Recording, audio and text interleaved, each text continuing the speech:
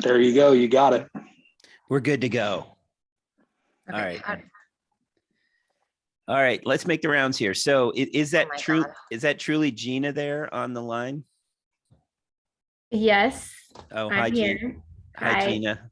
I did not read the book. I didn't know this is such a small, intimate group.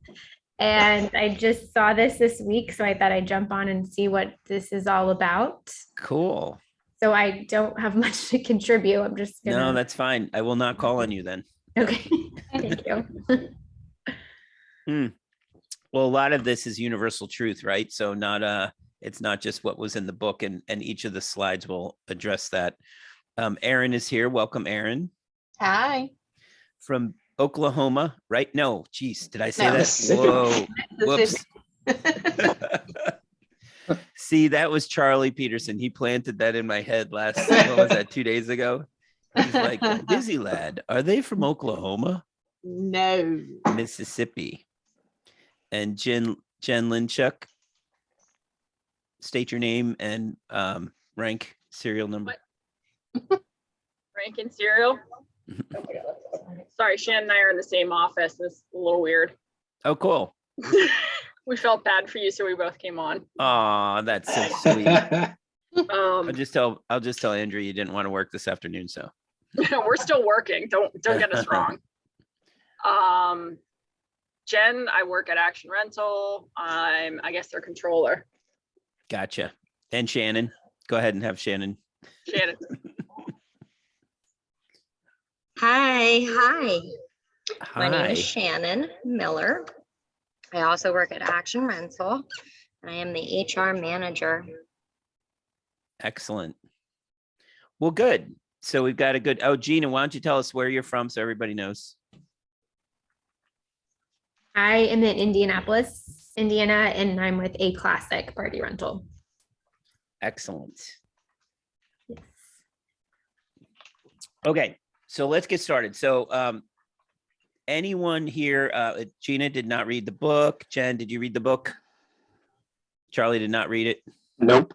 I read the book a really long time ago. I don't really remember it. Okay, I have cool. one. Aaron. You watch a Gino Wickman webinar on the book. Oh, who did that? Charlie?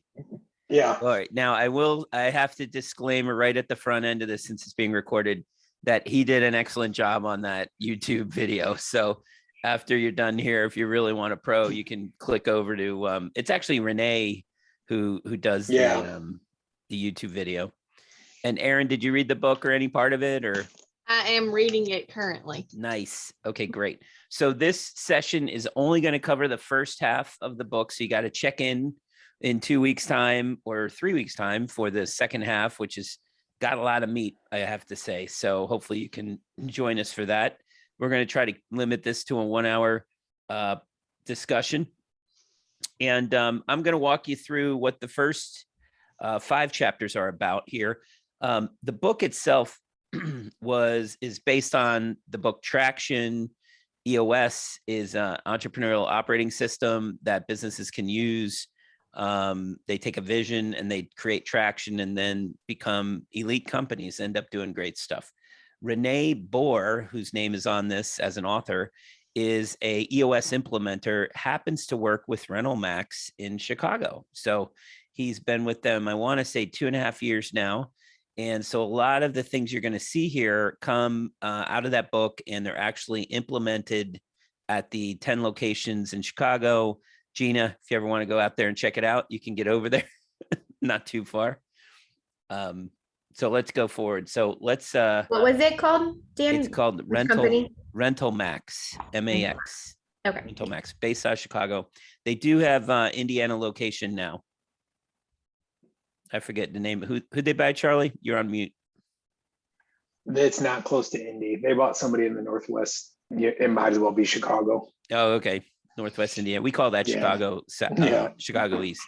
Yep. All right. Let me see if I can move this. All right, here we go. So 5 chapters. Being a great boss. Do you have what it takes? Delegate and elevate, which is where we're going to spend quite a bit of time this afternoon. Surrounding yourself with great people. And then the other piece that's kind of meaty is leadership, management, and accountability. We call that LMA. And LMA is the last part of today's session that we'll cover. So very briefly, being a great boss, this is chapter 1. And the way chapter 1's set up is they really kind of set the table and say, what's the state of the world look like? And you can see here, and this is where I want to just get a quick feel from a couple of you on these percentages. So this survey was a Gallup poll, and it said 87% of them, this was pre-COVID, by the way, so it's probably worse, but 87% of employees worldwide are not engaged at work. 39% of employees have no idea of their company's goals and objectives. And 47% are unfamiliar with the state of their company's performance.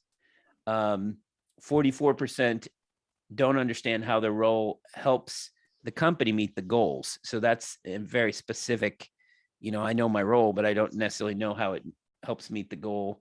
And then 82% of the owners that are going into EOS are saying they're not getting what they want out of their employees. So some kind of statistics that kind of make you think, how can we make this better? How do we get to this next level? A lot of the blame can be shouldered on the ownership, right? So the ownership has to create the path for success for the company. So they get into detail at the beginning of the book about what the word boss means. If any of you read it, I don't know, Charlie, you didn't read the intro, but it's like, goes back to some saying like a German word bus or something like that, and essentially identifies it as the person who's in control and in charge. So, using the word boss is, I guess he's kind of using that to kind of catch your eye when you get the book. I certainly got that the first time I got the book. I was like, interesting, that it's not a team leader. It's not a, there's accountability, there's management, there's leadership, hence the word boss, right? It covers all those elements. And so that was kind of one of the explanations at the front end of the book. But I guess I look at this and I say, in each of your cases, real briefly, how many employees are you guys dealing with? So Jen, what is Action Rental up to in terms of employees? I'm sorry, what was the question? Number of employees. 32. 32. Aaron, how many do you have at Busy Lad? We have probably this summer 18. 18. Okay. Mm-hmm. And Gina, your number fluctuate or does it stay the same? It fluctuates a bit, but we hover between 100 and 115. Wow, that's excellent. Okay. So, obviously with that many people, I actually had a podcast this morning with Classic Tents and Events out of Atlanta, and they had gone essentially doubled their personnel in 18 months. So this idea of, oh my gosh, how am I going to lead, manage, and have there be accountability built in when you double your workforce? And you guys have gone through growth, especially if Gina was down on numbers back in COVID and then, had to pop back up. And there's just tremendous amount of communication that has to happen there. So that's a little hint about where we're headed. Go to the next slide. So now we're, out of the intro, the table's set. We're all thoroughly nervous about how the heck are we going to get on top of this issue of managing people. So the next one is, do you have what it takes? Great quote in there. I had to put it in here. Most people work just hard enough not to get fired and get paid just enough money not to quit, right? George Carlin. It actually should hit a note with most of you. I know Jen's implementing EOS, so she's ahead of the curve the last couple of years. But prior to that, I'm sure she was like, how the heck did we do this before we started to get into LMA more, right? So in this chapter, they address the concept of get it, want it, and have the capacity to do it. So let's talk about that for a second. So Charlie, what do you think get it means? I think it goes a little bit back to your previous slide of understanding what the overall organization is going towards. Mm-hmm. And especially in the role, how do you know that a person gets their job?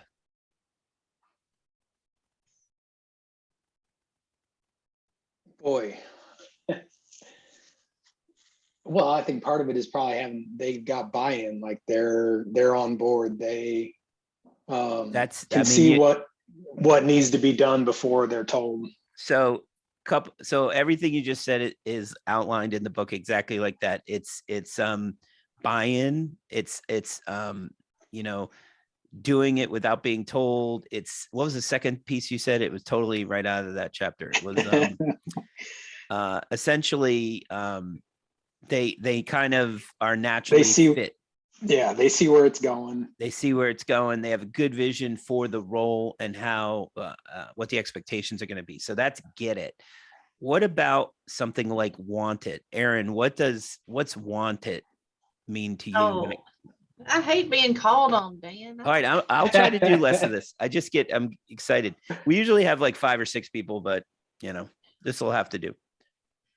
I mean, which I just finished reading that part last night. I literally just started the book Monday night because I got it in on Sunday. But yeah, if you want, if an employee, they get it, but do they want it? Do they want that job? Have you ever had an employee that was like, you're making me do this? Yeah, everyone that walks through the door for an interview. And I think that's what's so hard is that, like, you compare it to before COVID and then after COVID, and it's like a complete 180 now. The bosses are having to work more and show more responsibility, but yeah, the wanted, I think, is more of like does the employee want to do the job, or are they just here 8 to 5 just to earn a paycheck? Yeah, sometimes the position calls for that extra effort or something that might be unpleasant for a person to do or want to do, and they do it because they get the job and they want the job. They like, they're in a position where they sincerely desire the role that they're in, and so they do the job. And when I think of that, I think of, for the most part, I'm going to say for the most part because it's being recorded, but the person in my organization that handles the peer group membership management, Zoe. So she has done some crazy 11th hour and pulling out all the stops to make certain things happen, and it's because she wants the job. She likes the job, she gets the job, but she also wants the job, right? So she gets it and wants it, and that's the key. Now we have other people who are in a position and they're like, Dan, I'd rather you go to Clearwater to do the presentation on Saturday morning. Does that sound familiar, Charlie? So no, I'm kidding. Charlie clearly wants his position, so I'll lay off. But yeah, so some people just, they don't go that extra mile, and so that essentially is, I get it, but I don't really want it, and I would like to have a different type of role. So that's part of what you're going into. How about understanding having the capacity to do it? And I'm not going to call on Gina because she'll kill me. So, but no, I'm fine. I actually use this GWC in my reviews, right? Nice. Pre-COVID, and oh wow. So I really like this. Okay. So capacity to me is just, do you have this right skill set, the knowledge to actually do the job? You might want it, you might get the job, but do you have the right skills? Very good. Yeah, exactly. I mean, that's the biggest thing that we see is you get it and you want it, and you can't really do much about those two as a manager or a leader of that person. They either get it or they don't. They either want it or they don't. But capacity you can work with, right? So this is where the book kind of takes a step away, a little bit out of Traction, the book Traction, with Gino Wickman, and starts to getting into more detail around capacity. So they address a couple of different capacities. So these are things that can be improved, and or you can help a person have the capacity to do it. Not always, but possibly, right? So the first one is emotional capacity. So what would be emotional capacity for a job? What does that sound like, Charlie? To me, just like the I don't want to say brain power, but like the a little bit of the personality to do it. Like it matches their personality. Yeah, and look, these other ones up there are not emotionally based, right? So anyone else have any feelings about what it means to have emotional capacity?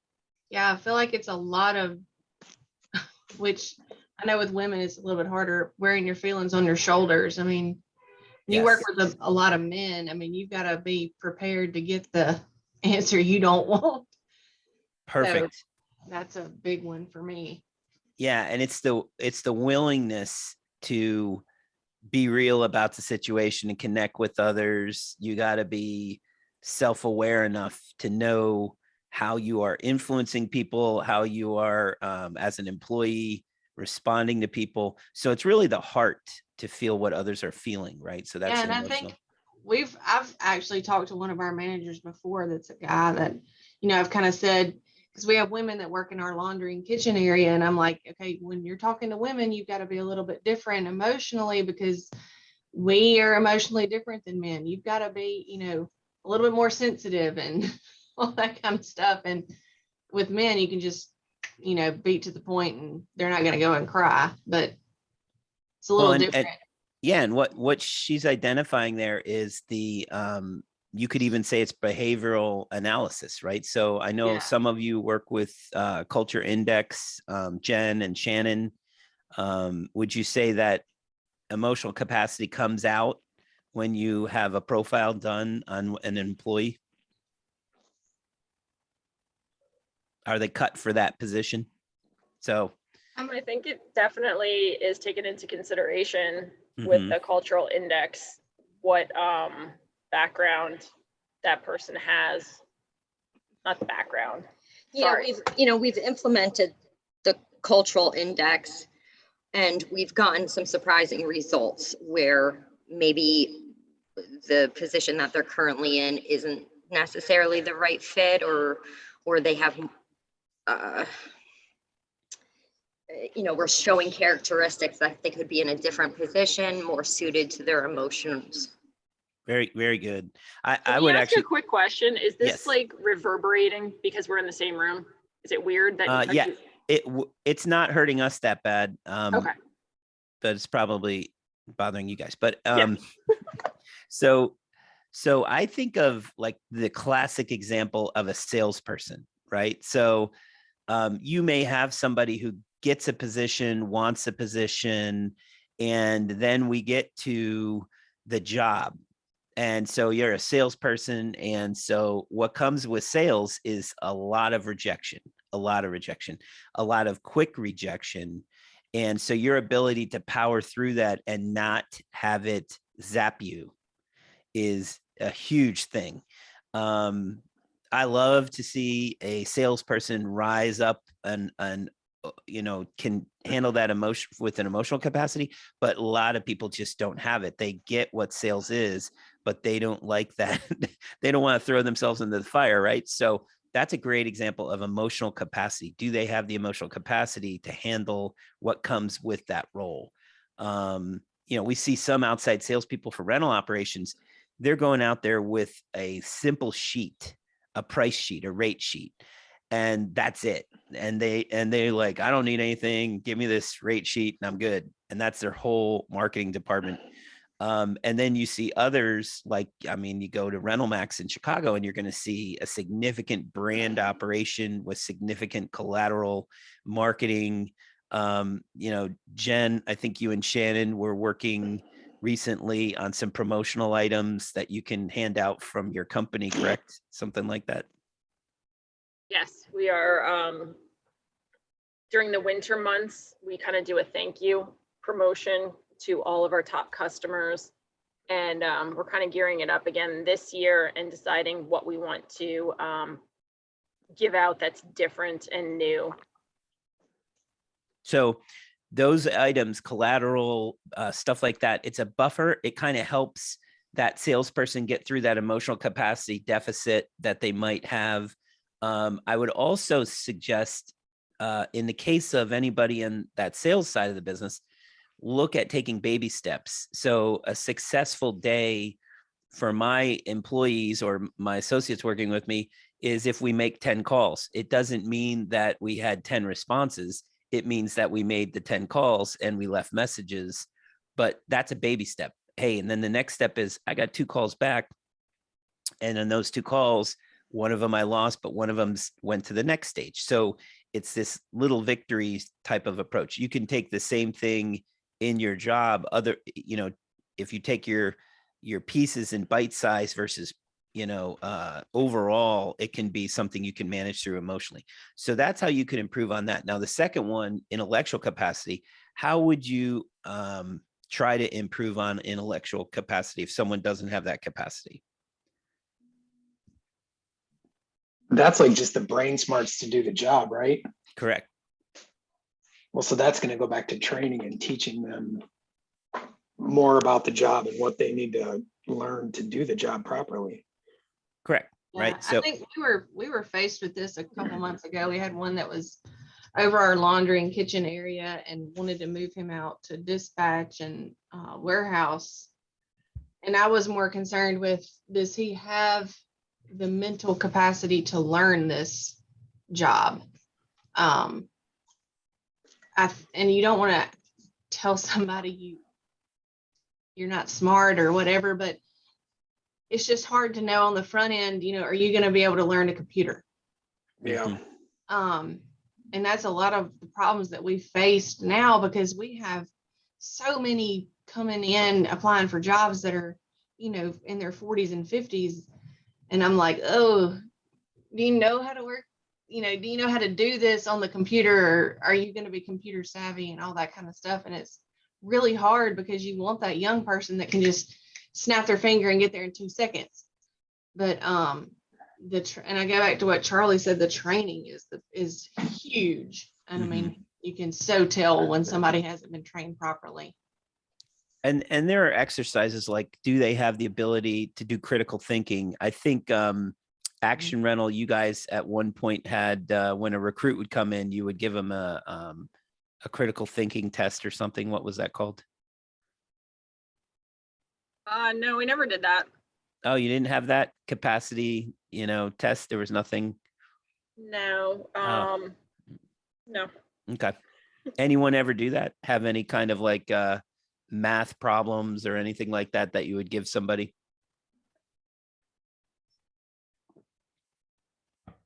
Okay. No. Well, that is one way that you can do it, is to say, if I'm going to need a critical thinker in this, I will say that the qualifications element in your job descriptions can be helpful to deal with intellectual capacity or elements of things you might need. So for example, if you have someone coming on board that's going to have to use Excel, checking their Excel skills. Have they ever done calculations? Oh, I've used Excel. Oh, they've put stuff in the cells, right? But they may not have ever created a calculated cell. So that could be one thing to do there. What about recently in an interview, I had her come in and create the spreadsheet that I was going to ask her to create the first week or 2 that she was hired, just so I could watch her do it and interact with Excel, just to ensure. Nice. That's great. One thing we have done before in an interview, actually, like a second interview with the guy, we took him out back and said, this is our dance floor. I want you to show me how you would put together a 12 by 12 or, whatever. And then we've like made something miss, like a piece come off of it or something like that. And we're like, okay, and you're 2 hours away from the store. What do you do? Wow. That's a good one. I like that. That is good. I remember back in the day, when I would hire yard guys, I would take them and I would take a lawnmower and I would pull a lawnmower out and I'd be like, okay, teach me how to use this lawnmower. Yeah. Because I mean, everybody should know how to use a lawnmower, especially Yeah. even if you're just washing it, like you should be able to teach me how to use it. Yeah. And now the third one is physical capacity. So that really is addressing stamina and energy and tenacity. And I'll give you an example of the ability to do, to pour it on and get the job done. I was on the podcast today with Carlos Mino, who runs Eclectic Events, and he said that you hire people and they don't really understand what the job's like until they do the job.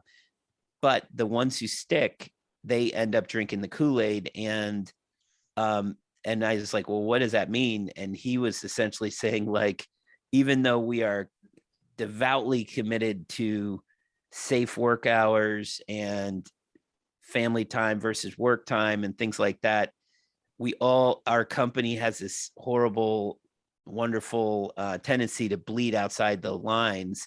So they start sending you emails at night, or they do this kind of thing. It's like, oh, they're drinking the Kool-Aid now. I know they're going to fit into our culture, because they grow. They doubled their size in 18 months, and it just took all efforts, and they got compensated well for it. But that was part of, do you have the stamina and the energy to do that type of role, right? And you see that with, holy cow, with tent installers, right? Holy cow, it's like they have no idea what that job is until they do it. Yep. So yeah, I have to get Dad's mindset away from women not being able to do what men can do. And I'm like, you need to shut your mouth, because with CrossFit being like the #1 exercise plan in the country, I'm like, there's women out there that would run circles around some of our guys. But absolutely. Yep. Yeah, I certainly see that out in the market right now for sure. What about the fourth one, time capacity? So this is interesting. How, when you've had an employee, they get it, they want it, but they don't have the capacity to do it, in part because they don't have self-discipline around their time. Like, can you think of a situation like that, or have ever seen an employee where you're literally have to continually talk to them about prioritizing their time?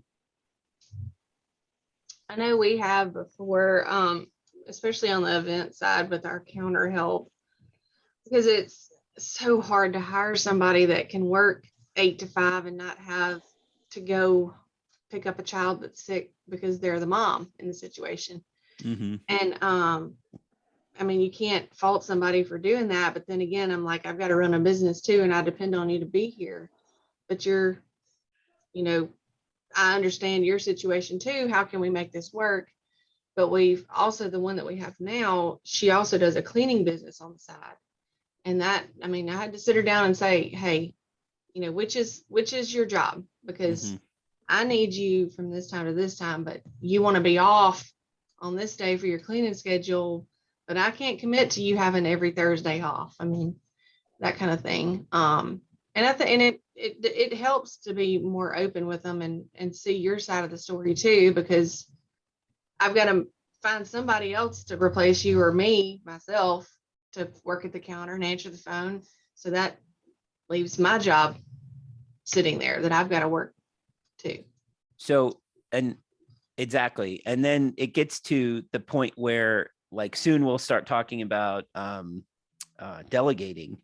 And if a person who you really appreciate and want to, give them help, give them resources in the way of more employees or additional bodies or whatever, if they can't let go, if they cannot evolve into a manager of people or resources versus just let me do it, let me roll up my sleeves. I know you probably have all met that person and know that person at some point, right? It might even be you.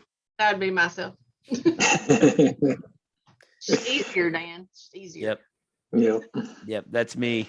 That's me too. Yep. Always want to do it. Okay. Yeah. You're at the halfway point, Dan. There you go. Ooh, I like that. See, we're already halfway done, guys. Good job. Okay. At least on the clock. I don't know how long your slides are, but on the clock. Oh, there's only 25 more. No, I'm kidding. So the next chapter is Delegate and Elevate, chapter 3. And the difficult thing here is you have some incredible employees or some nice roles, and you can't you just can't seem to get them to give up their commitment to the tasks they do, and they need to, like, develop someone else under them or whatever it might be. This goes for ourselves as well. So they have you go through this exercise in the book where it says, okay, I want you to write down every business related activity that you do. And they don't want you to rush that. They don't think you can do it in a half an hour or even one day. Like, do it over a period of a week or something. Keep a journal on it. And so you create this like list of your things you do. And the next thing, when you feel like you've got plenty there, then you're supposed to pull this list out and check it and say, are there some things on here I didn't put on there? So there are, in this particular case, the first two columns are dealing with the activities you might do that deal with technical skill, experience, and expertise. But then the second column is kind of like dealing with direct reports. How are you working with them? This is an area that, I think most managers or leaders at some point will struggle with that list. And so the next part of this activity really is going to help you a lot. This is one of the best exercises they have in this book. This next step is you then are going to place each of those activities, that's your list plus whatever you've added from that other list there, and you're going to put them into one of four categories, quadrants in this grid. So do you love doing it and you're great at doing it? If you love doing it and you're great at doing it, just put it there. Don't think about whether you're supposed to be doing it in your job, because we find that, and Charlie knows this about me, I love to sell. So if I had to wake up and do anything that morning, I wouldn't want to meet with my direct reports. No offense, Charlie, but I would want to get on the phone and sell some products and services, right? I just enjoy that part. So love it doing it, great doing it. Maybe that's my job. Maybe that's somewhere I need to start moving. The second one is I like doing it and I'm good at doing it. So it's not necessarily quite as extensive, right? So it's kind of like, it's good. I can do it. Not a problem. I don't even blink to do it. Doesn't hurt me. I'm not drained after doing it. So that's 1 and 2. And I love taking all your activities and finding what goes in there. Jen Linchuk from Action Rental, she has 2 things in those first 2 boxes, and then 43 in box 3 and 4. No, I'm kidding. But that's the thing you want to look out for. You want to start looking at what you do every day and say, do I love this? So the next one is, don't like doing it, but I'm good at doing it. So for me, it's complex insurance sales or, some really big spreadsheet activity where, I'm good at doing it, but I'm not necessarily loving every minute of doing it. So that's something to consider. And then the last one is don't like doing it and not good at doing it. And that usually by the time person gets to be my age, you've kind of moved away from most of that, you've thrown out, right?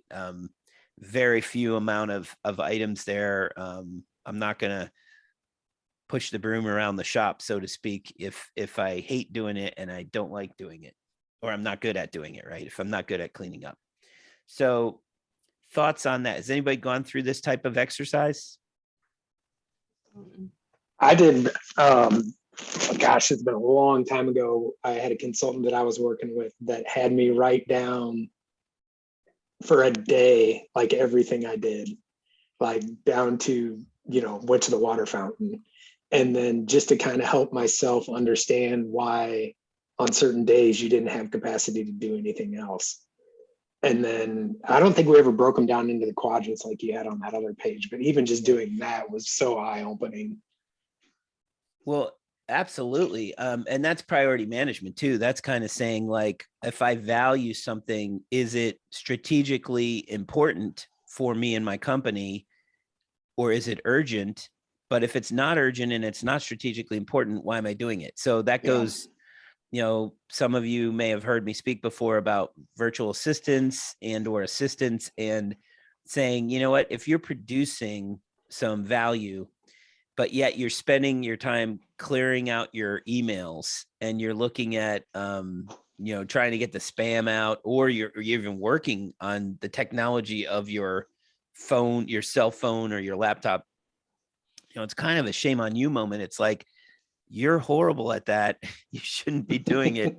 And by the way, there's no strategic value to what you're doing. So you're not being productive. So where's the box that says I'm the only one that has the ability to do it? So even though I don't like doing it. So that's number 3, actually. So it's there, it exists, and it's a problem, right? Yeah.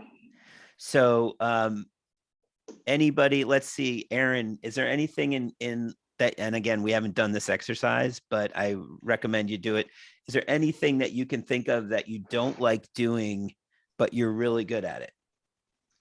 Yes, I hate outside sales. Outside sales, perfect. With a passion. But you're good at it, right?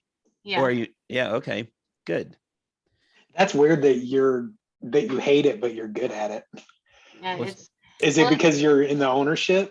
It's because I'm shy. My personality is really shy. If I know the person, it's different. If I'm going cold calling, that's so difficult for me, because I'm like, the word no I don't like that word. See, and it's so funny because as a sales guy, you're kind of trained that no is as good as a yes. Yeah. So you're like, I don't care. I'll make 50 calls and I'll get 45 no's. But you know what? I got 45 no's. I didn't get maybes. Maybes are the worst. Yeah. What else? What about Gina? What is something you don't like doing, but you're good at doing it? Oh, I don't know. I was just thinking this exercise is going to be very useful. I'm going to write down everything I do one day. Mm-hmm. Yeah. I tell you what, so our company went from really 2 employees to 5 employees, and it is like hilariously a mess. So it's like, so we're trying to get a rhythm going, and it is killing everybody because, this is something I need to learn, right? So Charlie's famous lines to me last week, which echo every morning when I wake up, are, Dan, we're never going to do it as good as you. We're going to screw it up, but you got to let us do it. I'm like, oh, okay.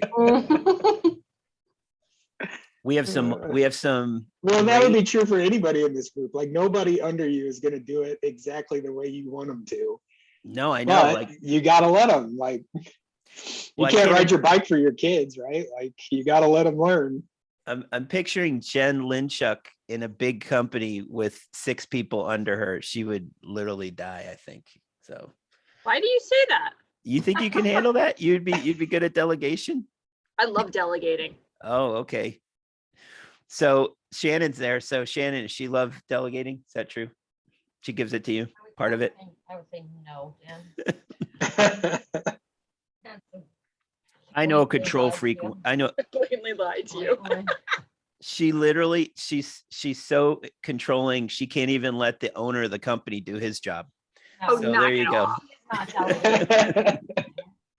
Wow. But no, but it's fascinating. I do like this about this book, is this particular section, because when you get to the end of the exercise, you have essentially positioned yourself to say, I need to build the company around this, right? Because and in your role, whether even if you're reporting to the owner or reporting to someone else in the company, you can have that conversation that says, hey, let's do what I love and what I'm good at doing. Or, I'm okay with quadrant 2. I like doing it and I'm good at doing it. Right. So I think that is part of this element of getting to how to be a great boss is the communication element. So we'll move on to this next. We have a few minutes left here. Well, and I think the same thing, Dan, like you talked about on the previous slide with the intellectual part of it, like those things that you don't like doing, but that you're good at, theoretically, those would be the things that you could teach other people to do, right? Correct. Exactly, because you know how it needs to be done, and Yeah. you see that with your good employees. You see employees being able to transfer knowledge to other employees, right? Yeah. You can kind of think of the people who do a good job at that. So next chapter is to surround yourself with great people, and this is where and I put a ton of concepts on this one slide, so we're going to take a minute to go through this. So the first one is right people in the right seats. So from that perspective, that means you've identified seats, which is the kind of the org chart, the accountability chart, who does what. But then right people, what would you consider right people? And I kind of, there's a, I left the little prompt up there to give you a little nod to what it was, but what's an identifier of having a right person in your company? They follow your core values. Yep. And they want it. Going back to the very beginning of the book, they want it, right? Correct. Yeah. So you're seeing on the screen here the summation of that chapter, which is essentially get a people analyzer in place, right? So this is a tool that comes out of EOS. And the idea is if I have values or my company has values, for this to be successful, for me to be successful as a great boss, I'm going to help an employee find their way to this, right? I want to be in the right place, in the right seat, right? So right people in the right seats. Right people means that they adopt your core values and believe in them. Also, you can use a people analyzer to kind of check on them. So this is the first half of a people analyzer where we're simply looking at our employees as it relates to our values. So quick values on this company, we'll call it sample company. They help first, they grow or die. They're be humbly confident. So they're very confident in what they're doing. They do the right thing. So they're making the right choices for the good of everyone. And also they do what they say. So it's no empty promises, right? So going through this, you see, if the person exemplifies that in this period, so you're evaluating them or you're having a conversation about a period of time, has there been any indication that something went wrong with that employee? In this case, Herb had it all going, and he's a plus minus, which means he's halfway on help first, but that's okay, right? It's like get you to that point where you can say, okay, I understand Herb. Now, the second half of the people analyzer on Herb would be, does he get his job? Does he want that job? And does he have the capacity to do it? So simple plus and minuses, do they fit that position? Because for a while, somebody might not have the capacity to do it, but as we stated earlier, you're developing them, you're working with them. So Gina, does this look familiar to you? Because if you have done anything with EOS or read the traction book, you probably remember this from it. I started the traction book and then I thought I got the GWC from Scale Up. Did I get it? Oh, yeah. Yeah. You know what? So little history, traction took that from Scale Up. Okay. So Scale Up was the original. We weren't ready to move forward as a company. So I sort of stopped, but I thought I got it from traction or from Scale Up. So this is not familiar to me. I've just been doing the get it, want it, capacity to do it. Got it. So this is interesting. And I'll tell you where this comes in handy is a company like yours. So when you have people spread out all over the place, and also when you have a lot of people, how you sell them on the culture of your company is so hard, right? It's like, how do we make that work? You see big companies do it. You see Subway franchises and McDonald's. And again, I'm using ones where they have like a uniform and a brand and all that kind of stuff. But it usually comes back to, this is who we are and this is what we're about. They're going to portray themselves a certain way to their customers as well as the employees. So that's what these values are. And in the case of someone like Kurt on this sheet, not very tied into the values of the company. So as an owner of the company, I'd be concerned there. And so the question becomes, what do you do then? So if somebody's not showing it, and a lot of people have these people where they're a bad apple in the environment, but they're good technically. So you're keeping them, right? They get their job and they have the capacity to do their job. Mechanic, estimators, things like that, people who can do things, but they might not do them the way that you'd want them to be done, right? So the question is, where do you set the bar? So it may be something as simple as, I think there's a recommendation from René, who had established it and said, when you get it, want it, and have the capacity to do it, you have to be able to see pluses across. Now, if you don't have the capacity to do it, you can have a negative there, but it has to move over time, which means that they're in process of getting improved. When it comes to these values, there is a bar that you would set yourself. It may be someone like, it's not a great example, but let's say Herb. So Herb has 1 plus minus. You might say, hey, if the bar for our company is 2 plus minuses and the rest are pluses, but none of these negatives. Like if you're not committed for whatever reason to, if one of these comes out negative, you might be in a probationary period. So we do have a rental operator. They're middle of the country, Colorado, Rocky Mountains area. And they actually make a point to do this regularly on a monthly level. And when somebody scores from the leadership team evaluating the staff, if somebody scores out below the bar, they go into a remedial state. They're kind of in a, not a suspension, but a probationary period.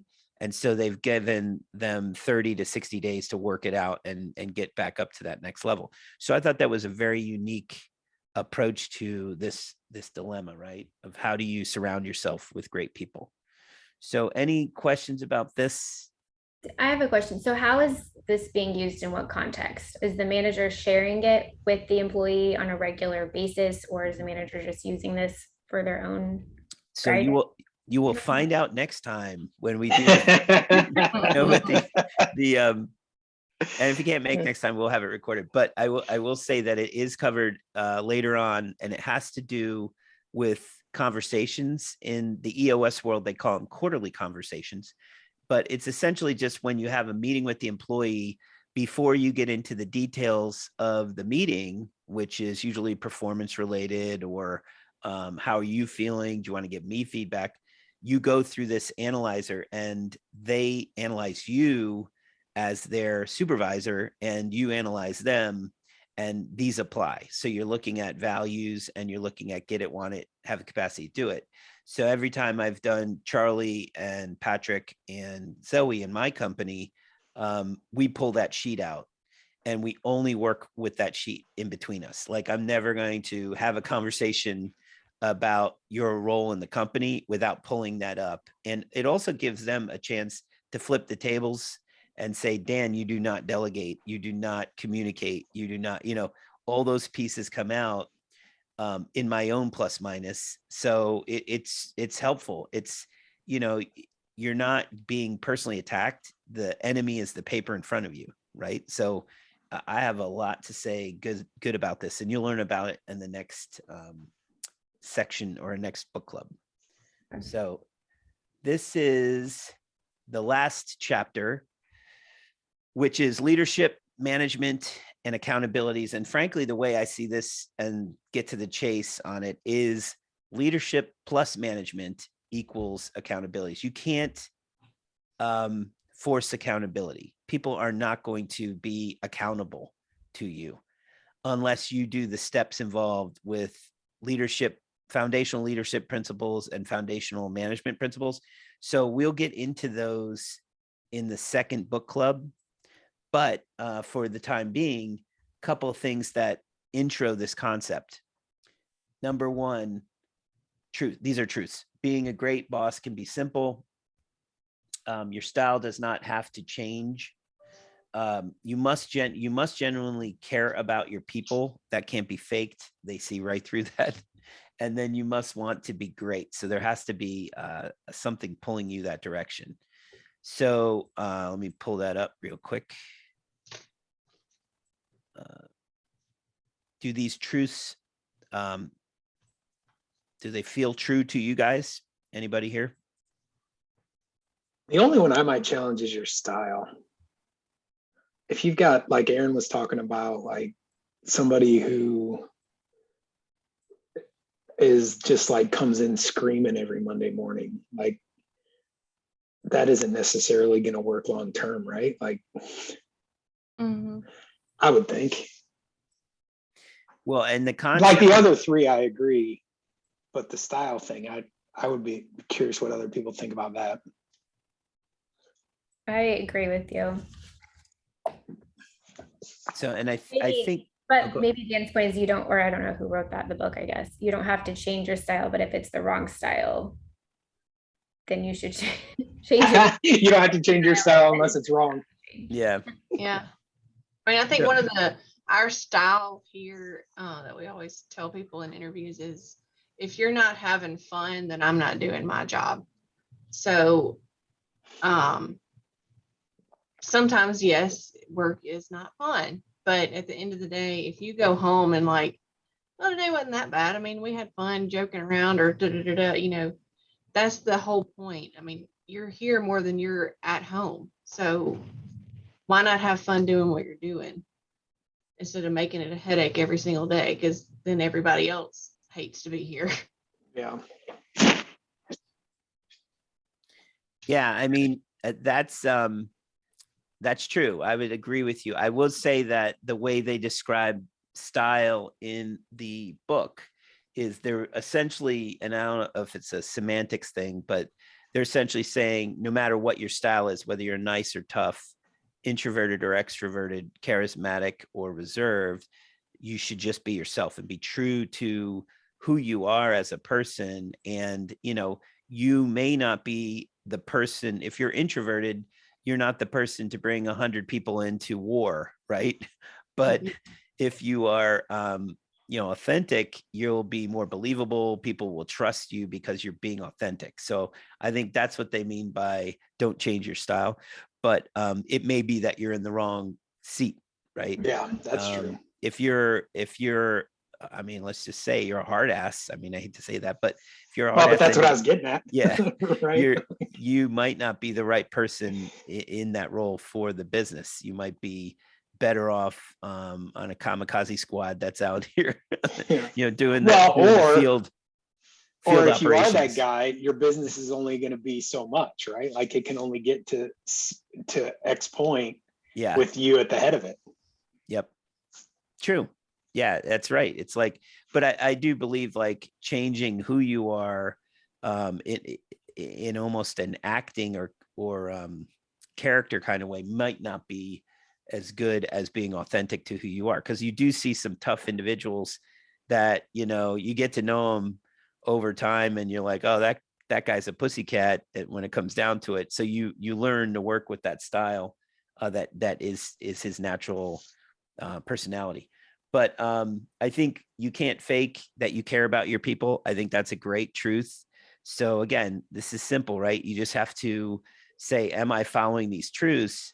And the last piece is to be a great boss, you have to want to be a great boss, right? So what does that mean? That means continuous improvement. That means you're willing to invest time and energy into trying to be better yourself. Businesses grow in a lot of cases just because the market's growing and everything's growing. But the reality is that you're not going to sustain that growth unless you also grow as the owner or in that role as an employee, right? If you don't want to put in that effort, then you know, it's going to be hard to be great, right? So there's an effort to it. So that's that one. Let's go to the last piece here on leadership and management we'll be talking about next time, and apologize for the pixelation, but leadership is working on the business, clear direction, establishing vision, creating the opening, and it's a thinking type of position or thinking activity. So you may have leadership in your role, most employees do. You may have management activity in your role. So management is working in the business, having clear expectations, clear direction on leadership, clear expectations on management. You're communicating and you're doing, right? And don't de-emphasize the word communicating. Majority of, there are some phenomenal employees out there. They cannot manage people. They just can't get to that stage where they're doing great communication, right? So that's where you need to give them the tools to get there. So leadership plus management is then leading to accountability. So what they're addressing there with those two things is this idea of vision and this idea of traction. And again, that goes back to the book Traction. It also goes back to Scaling Up, book that's sitting behind me on my shelf here. So you will have, the big one here is, I'll focus on the white box, vision with traction. That will give you growth. That means that you are nailing the leadership part and you're nailing the management part, right? So vision with traction. So if you have a gap on either side of that, the leadership or the management side, you're going to miss it. And you're going to find that, we see a lot of companies that don't take that vision part seriously, don't go over the values. And so they end up having hallucination, which is you're not really connecting with your employees. You're not really connecting with your marketplace. You're just off a little bit. And that is the majority of rental companies in America today. They just don't, they have a vision, but there's no traction behind it. And then we also see a lot of them with no vision. So they take the business over from their parents. They don't really have their own vision implemented yet. And so they start to do before they get the vision down. So it becomes kind of rudderless. So those are the two. Very rarely do you see a company that has no vision or traction. Those companies usually don't stick around for too long, if you know what I mean. So that's the nightmare scenario. This is where peer groups is right now. Nightmare company. Now, come on, you got a vision. So glad I'm involved. I'm just kidding. No, I would say we are definitely been in growth for 2 to 3 years. We grew 35% the last 2 years, and it looks like it's going to happen again for a third year. So it's trying to dial into both the leadership side, which is the visioning, and the management side, which is where we're massaging our way through it.